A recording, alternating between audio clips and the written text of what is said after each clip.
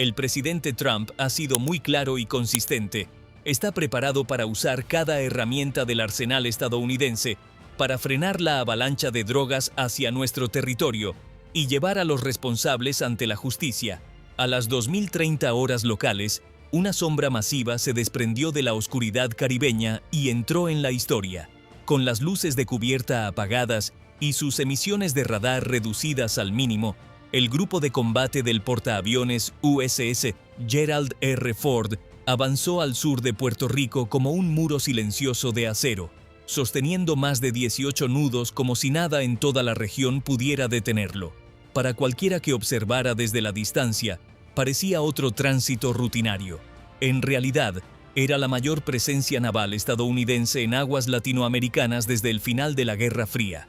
A lo largo de la costa venezolana, esa silueta golpeó sensores obsoletos como un electroshock.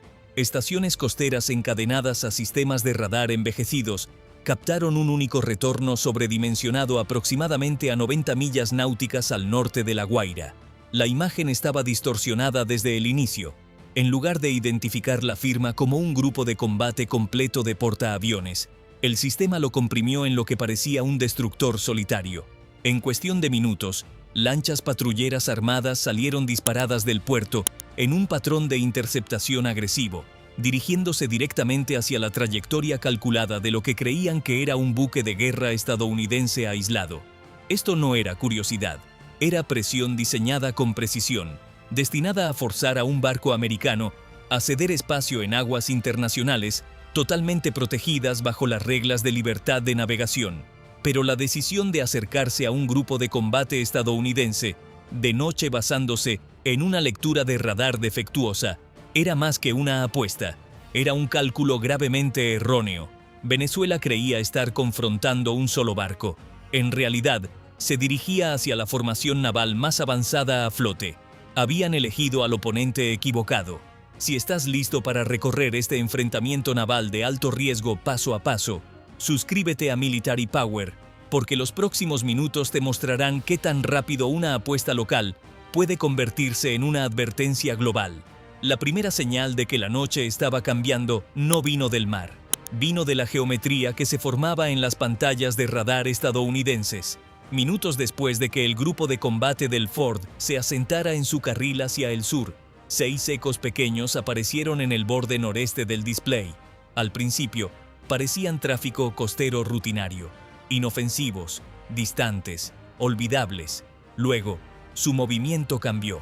En lugar de trazar los amplios arcos perezosos típicos de patrullas locales, los contactos se apretaron, sus trayectorias se doblaron hacia adentro, y pronto los operadores que vigilaban las pantallas vieron algo inconfundible, el comienzo de una formación. Desde arriba, el patrón se afiló en una punta de flecha. Una lancha líder mantenía la línea central. 2 pares la flanqueaban a intervalos crecientes.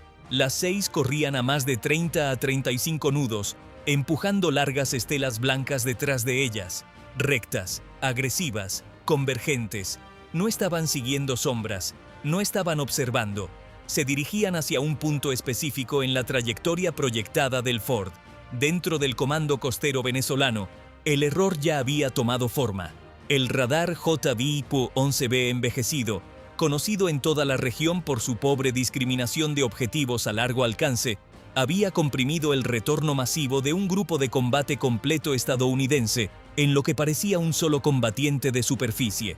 Creyendo que trataban con un solo barco, no una formación completa, los comandantes locales lanzaron 6 embarcaciones rápidas de patrulla, con la confianza de un plan construido sobre información errónea. Su objetivo era simple: presionar al destructor, forzar una reacción visible y convertir el encuentro en una victoria política.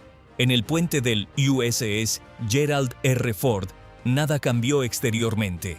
La iluminación roja brillaba sobre las consolas. Los marineros continuaban sus rutinas, pero bajo la calma, la conciencia táctica se desplazó. Los símbolos en el radar se volvieron más brillantes a medida que las embarcaciones venezolanas cruzaban la marca de las 20 millas náuticas, uno de los umbrales psicológicos para un buque del tamaño del Ford. Más allá de este punto, un portaaviones de 100.000 toneladas no puede girar bruscamente o acelerar a tiempo para crear distancia real. Cada ajuste se vuelve lento, obvio y peligroso. Dentro de las 15 millas náuticas, la imagen se endureció. La alarma de colisión permaneció silenciosa, pero los gráficos digitales contaban una verdad diferente. Las lanchas patrulleras no estaban rodeando el grupo de combate, se estaban metiendo en su camino. Su ángulo era demasiado deliberado, su espaciado demasiado ajustado, su línea demasiado exacta. Esto no era una deriva, no era un malentendido, era geometría de ataque. Los destructores escolta afilaron sus sensores, rastreando cada estela con creciente detalle, mientras los operadores de radar estadounidenses agregaban actualizaciones constantes al gráfico táctico. La formación venezolana mantuvo su forma de punta de flecha, ajustándose solo por fracciones para preservar la línea de interceptación perfecta. Cualquier vacilación, cualquier ensanchamiento de la trayectoria habría señalado cautela, pero la línea se mantuvo rígida, lo que significaba solo una cosa: estaban dispuestos a escalar hasta que la formación estadounidense parpadeara. Arriba en la cubierta de vuelo del Ford, el viento llevaba la vibración baja del equipo siendo asegurado. Las tripulaciones de cubierta engancharon amarres, revisaron cables, bloquearon equipo, se movían con calma, profesionalmente. Pero cada acción reflejaba la verdad. 6 lanchas rápidas aproximándose de noche con espaciado coordinado. No es una visita casual. El peligro no es su tamaño, es su velocidad, sus ángulos, su negativa a romper formación. Afuera en el agua, la brecha se reducía milla tras milla. Lo que comenzó como puntos débiles en el radar, ahora se asemejaba a una tenaza que se apretaba apuntando directamente a la proa del Ford. La geometría dejaba al grupo de combate del portaaviones con solo 2 opciones reales: mantener el rumbo con resolución absoluta o alterar la dirección y arriesgarse a enviar la peor señal posible. Vacilación en aguas internacionales donde la armada de EEE no puede permitirse vacilar. Así que ahora, imagínate en ese puente, 6 embarcaciones rápidas cortando hacia tu formación bajo el manto de la oscuridad, manteniendo un ángulo de interceptación perfecto, desafiándote a ser el primero en moverse. ¿Mantendrías el rumbo o girarías? En el momento en que la formación venezolana cruzó la línea de las 15 millas náuticas, todo el equilibrio se volteó.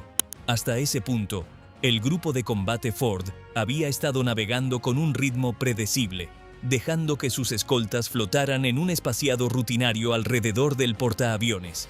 Pero una vez que las lanchas rápidas se apretaron en una punta de flecha dura y superaron los 35 nudos, la respuesta estadounidense cambió instantáneamente de observar a controlar.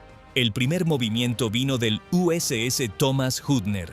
Posicionado en el cuarto delantero del Ford, el destructor empujó sus turbinas, inclinó su proa y comenzó a deslizarse hacia una nueva trayectoria. Suave, fría e inconfundiblemente deliberada. Cortó a través de la línea de interceptación venezolana, con un tipo de precisión que solo ves de un barco que sabe exactamente cómo se juega este juego. Y esto era un bloqueo suave de manual, sin agresión, sin provocación, pero absolutamente firme. El mensaje era claro: el Hoodner estaba tomando la geometría antes de que las lanchas patrulleras pudieran convertirla en arma. Afuera en aguas abiertas, la velocidad no gana confrontaciones. La posición sí. Una lancha rápida puede superar a un destructor en velocidad, pero no puede superarlo en maniobras. Al plantarse en la línea central entre la formación entrante y el portaaviones, el Hoodner obligó a las lanchas venezolanas a entrar en un corredor táctico estrecho. Si lo atraviesan, revelan su intención. Si se alejan, toda su jugada de presión colapsa. Por encima de esta geometría que se apretaba, el aire se rasgó con el lavado del rotor cuando 2 MH-60R Seahawks se elevaron hacia la noche. Sus aspas tallaron ondas a través de la cubierta de vuelo antes de ascender a una órbita de vigilancia, formando un anillo brillante alrededor del portaaviones. Desde su punto de vista, los sensores infrarrojos capturaron cada movimiento de las lanchas venezolanas. Picos de velocidad, cambios de rumbo, patrones de estela, incluso la disciplina de formación. Todo se transmitía directamente al centro de información de combate. Los helicópteros no estaban ahí para amenazar, Estaban ahí para hacer imposible de ignorar una cosa: nada que se acercara al grupo de combate pasaría desapercibido. Pero si la postura estadounidense era calmada, el enfoque venezolano era lo opuesto. La punta de flecha se apretó de nuevo.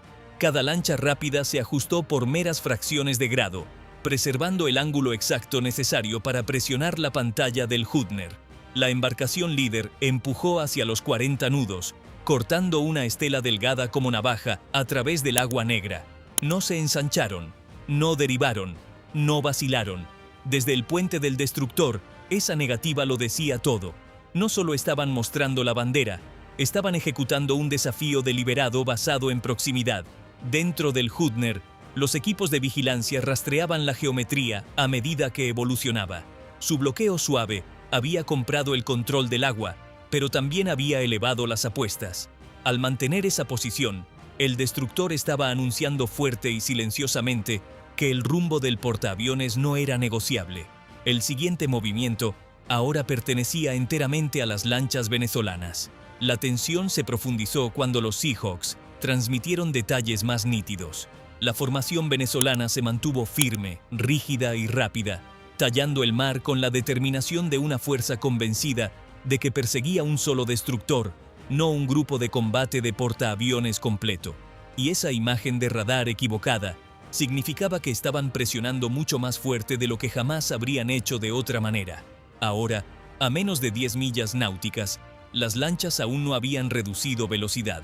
Esto ya no se trataba de distancia, se trataba de voluntad. Mientras las lanchas rápidas venezolanas seguían presionando hacia el grupo de combate, la atmósfera dentro de la formación estadounidense cambió de geometría silenciosa a una forma más aguda de preparación, el tipo que no escala el momento, pero deja inequívocamente claro que la escalada es posible. El USS Thomas Hübner permaneció bloqueado en su posición de bloqueo suave, pero la distancia cada vez menor creó una capa de tensión que exigía algo más visible que solo maniobras. Esa señal vino del cañón Mark 45. La torreta no se movió bruscamente, ni giró agresivamente. En cambio, rotó en un arco lento y deliberado, que se posicionó apenas unos grados hacia las estelas entrantes. Un movimiento lo suficientemente sutil como para evitar la provocación, pero lo suficientemente obvio para que cualquier observador entrenado lo entendiera. No era un disparo de advertencia, pero era un mensaje, y en las confrontaciones navales, ese mensaje a menudo lleva más peso que la ronda misma. Momentos después, el CIWS Phalanx cambió de letargo a rastreo pasivo. Su domo blanco no giró en pánico. Hizo barridos, cortos y económicos que alimentaron una corriente constante de datos de alta definición al sistema de combate del Hübner.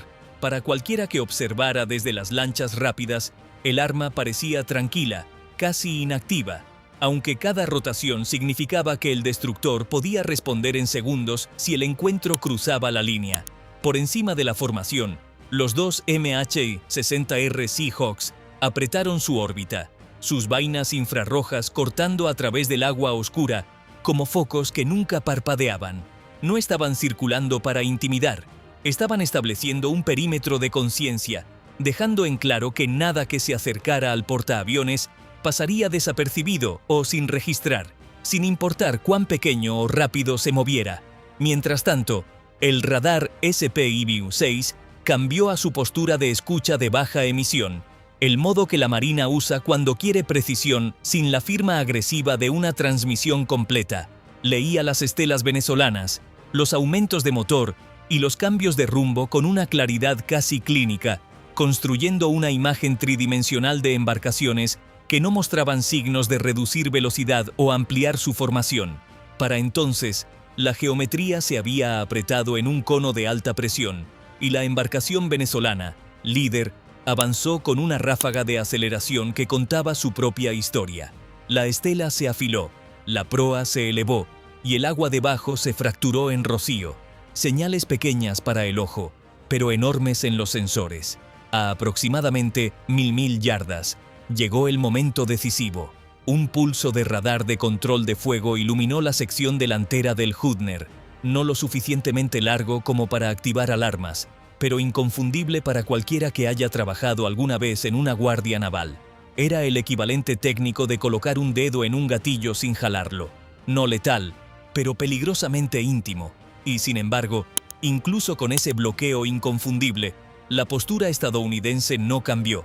El cañón se mantuvo en ángulo, no apuntado. El CIWS se mantuvo pasivo, no agresivo. Los Seahawks permanecieron arriba, estables y disciplinados, y el portaaviones continuó en su rumbo original, sin moverse por la presión de embarcaciones más pequeñas y rápidas. Lo que se desarrolló en esos momentos no fue intimidación ni miedo, fue control, preciso, medido y absoluto. Cada arma, cada sensor, cada órbita y rumbo, alineados a un solo propósito: prevenir la escalada sin provocarla, incluso cuando las lanchas venezolanas se negaron a romper el impulso, y aún seguían viniendo. A medida que la distancia entre las dos formaciones continuaba reduciéndose, la confrontación se movió de la superficie del agua al espectro de radio, donde la comunicación se convierte en su propia arma, y donde el silencio puede llevar más peso que cualquier advertencia gritada. Cuando las lanchas rápidas venezolanas cruzaron dentro de la banda de 5 millas náuticas, el grupo de combate estadounidense activó la siguiente fase de su postura, transmitiendo un mensaje formal de libertad de navegación a través del canal de Hailing Internacional, una declaración calmada y precisa de que la formación estadounidense operaba legalmente en aguas internacionales, siguiendo un corredor designado, y no tenía intención de alterar el rumbo o la velocidad. Era una declaración estándar en momentos como este. Sin embargo, su timing le dio gravedad porque el mensaje no solo estableció un registro legal limpio para cualquier revisión diplomática futura, sino que también colocó la responsabilidad de evitar la escalada directamente sobre las embarcaciones venezolanas. Y luego, vino la parte que dijo a los comandantes estadounidenses más de lo que cualquier transmisión podría haber comunicado. El canal permaneció vacío, sin reconocimiento, sin desafío, sin explicación, solo silencio, denso, intencional e inconfundiblemente deliberado. El silencio en el mar rara vez significa indecisión, más a menudo señala resolución. Las lanchas venezolanas mantuvieron su geometría de punta de flecha, sin un indicio de vacilación, sus estelas cortando líneas rectas a través del agua oscura, como si la transmisión nunca hubiera existido. Y esa negativa a responder dijo más sobre su intención que cualquier mensaje de radio jamás podría. No buscaban aclaración, no solicitaban espacio, estaban empujando el momento más profundo en una zona donde el cálculo erróneo se vuelve tan peligroso como la malicia. Para la Marina de EEUU, las implicaciones se extendieron mucho más allá de este estrecho tramo de agua, porque un grupo de combate de portaaviones representa autoridad nacional, y cualquier desviación de rumbo bajo presión, incluso un giro de un solo grado, podría interpretarse más tarde como una concesión. Por eso el grupo Ford mantuvo su rumbo con precisión absoluta, entendiendo que la postura, no el volumen, define la resolución en el mar, y que un rumbo constante lleva más peso político que cualquier instrucción gritada sobre una frecuencia abierta. Mientras tanto, los centros de información de combate a bordo de las escoltas se enfocaron menos en el canal de radio vacío y más en los datos fríos que fluían a través de sensores acústicos y suites de análisis electrónico. Esas lecturas revelaron firmas de motor que permanecieron firmemente por encima de los 20 nudos, ocasionalmente aumentando a medida que las lanchas venezolanas apretaban su formación. El patrón dejaba dolorosamente claro que las embarcaciones mantenían velocidad lista para combate y no mostraban signos de derivar, reducir velocidad o reconsiderar su aproximación. Cada minuto espesaba la atmósfera. El Caribe permanecía engañosamente calmado en la superficie, pero debajo de esa calma vivía un enfrentamiento estratificado, táctico en el agua, analítico en los sensores y psicológico en las ondas de radio, donde ambos lados sabían que incluso la desviación más pequeña podría inclinar todo el encuentro. Y a través de todo esto, la formación estadounidense mantuvo su geometría con una disciplina que se sentía casi ceremonial. Ningún barco ajustó el rumbo, ninguna aeronave cambió de altitud y no se enviaron transmisiones adicionales. Para cuando la formación venezolana empujó más profundo en la banda interior, una realidad había tomado forma con claridad absoluta. Este encuentro ya no estaba impulsado por lecturas erróneas de radar o error de navegación. Había evolucionado en una prueba pura de voluntad, luchada en silencio a través de aguas abiertas con cada milla, cerrando la brecha entre intención y consecuencia, mientras las lanchas patrulleras venezolanas empujaban más profundo en la banda interior. La geometría del encuentro se bloqueó en su configuración más peligrosa, con ambas formaciones apareciendo en feeds de radar e infrarrojo, como dos muros paralelos de acero, avanzando hacia la misma franja de agua, ningún lado dispuesto a ceder una sola pulgada. El grupo de combate Ford mantuvo su marcha constante de 20 nudos, permaneciendo exactamente en el rumbo declarado en su transmisión anterior, mientras la punta de flecha venezolana, todavía comprimida y tensa, mantenía velocidades en los altos 20, como si el impulso solo pudiera cambiar el balance de la noche. La tensión realmente se afiló cuando el rango colapsó en lo que los marineros llaman la zona gris, un espacio tan apretado que las reacciones deben ser instantáneas, pero tan implacable que incluso un pequeño cálculo erróneo puede desencadenar consecuencias que ningún comandante pretende. A aproximadamente 1000 yardas, cada margen desaparece. Los barcos ya no pueden cambiar de rumbo sin señalar debilidad, y las lanchas rápidas no pueden alterar la dirección sin revelar sus intenciones. Cada estela, tono de motor y microderiva se convierte en parte de una negociación silenciosa, en la que el movimiento más pequeño lleva un significado sobredimensionado. Incluso dentro de esa banda volátil, la formación estadounidense se mantuvo quieta con un nivel de disciplina que se sentía casi desafiante. No hubo correcciones de rumbo, no hubo llamadas de radio extra, no hubo cambios de potencia, solo el Thomas Hudner permaneciendo soldado a su posición de bloqueo, protegiendo al portaaviones mientras mantenía sus armas en rastreo pasivo. A través de esa quietud, los estadounidenses proyectaban algo más fuerte que la fuerza, la confianza de mantener una línea incluso cuando la distancia había colapsado en segundos en lugar de minutos.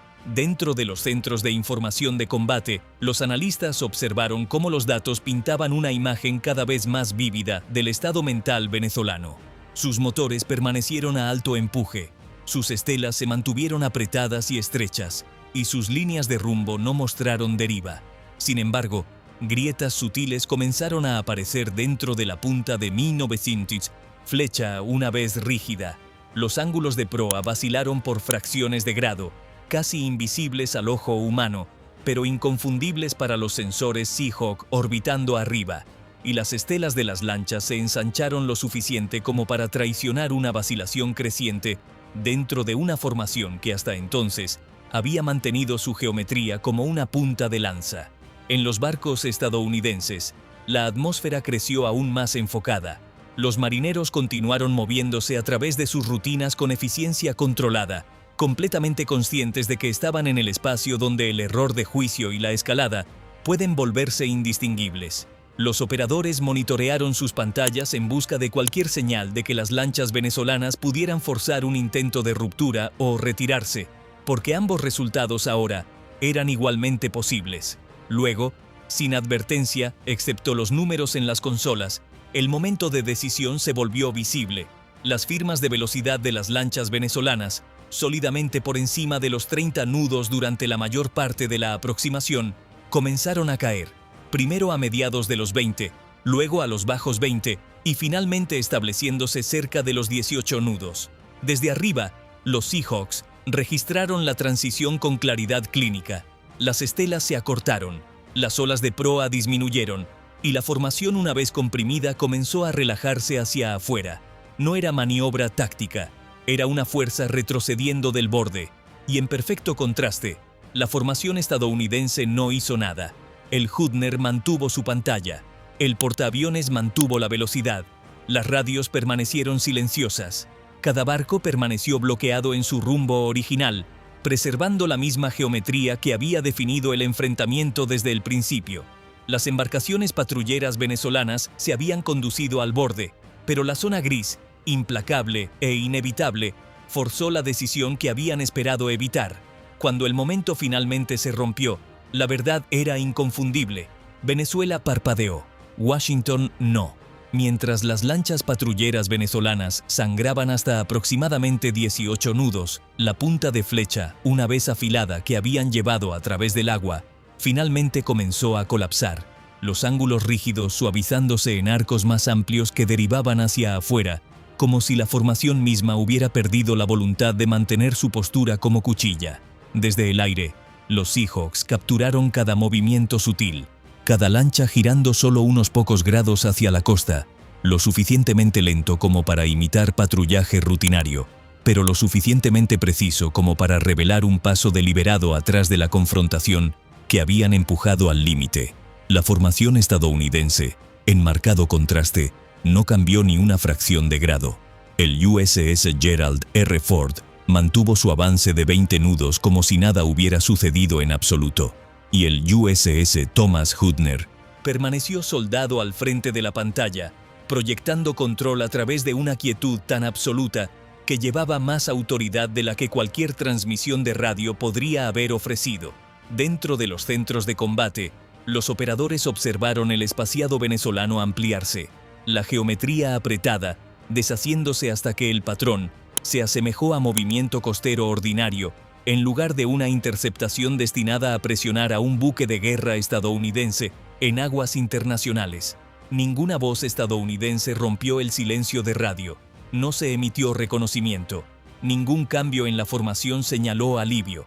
La estrategia estadounidense desde el principio había sido construida sobre disciplina, y esa misma disciplina definió el final.